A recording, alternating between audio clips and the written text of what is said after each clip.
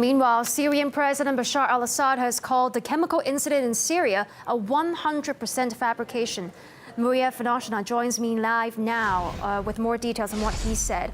Maria, what else did Assad say?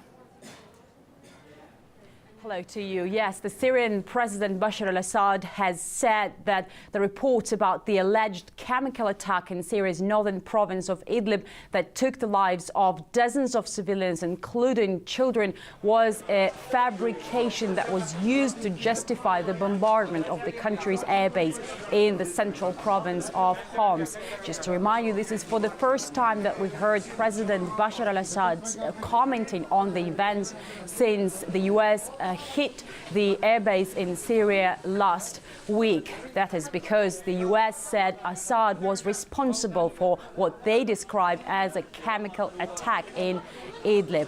President Bashar al-Assad has also stressed that Syria does not have chemical weapons at this point anymore. Let's take a listen. Definitely, 100% for us it's fabrication. We don't have arsenal. We're not going to use it. And you have many indications if you don't have proof, because no one has concrete information or evidences. But you have indications. For example, less than 2 weeks, around 10 days before that attack, the terrorists were advancing in many fronts, including the suburbs of Damascus and Hama, which is not far from Khan Sheikhoun. Let's suppose we have this arsenal, and let's suppose that we had the will to use it. Why didn't we use it when we were retreating and the terrorists were advancing?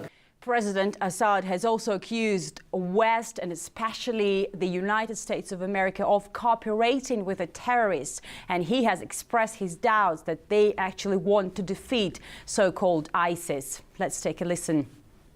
Actually, what has been proven recently, as I said earlier, that they are handing gloves with those terrorists. The United States and the West, they're not serious in fighting the terrorists.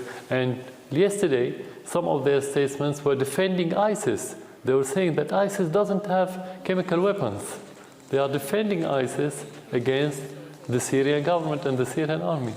So actually, you cannot talk about partnership between us, who work against the terrorists and who fight the terrorism, and the others who are supporting explicitly the terrorists. The investigation is currently undergoing into exactly what happened in the province of Idlib in northern Syria on 4th of April. It took lives, again, to remind you, of dozens of civilians, including children. We know that the chemical weapons watchdog, international watchdog, have already checked 10 out of 12 facilities, Syrian facilities, where chemical weapons could potentially be stored, while two other facilities are right now impossible to get access to because they are locating in the area under the control of armed militants, while the 10 facilities that have already been checked have been on the territory controlled by the Syrian government. And this is why many now speculating that maybe these two facilities could be in the province of Idlib. Back to you. Thanks for that update on President Assad's latest comments. That was RT's Maria Fanashina reporting for us live from central Moscow. Thank you.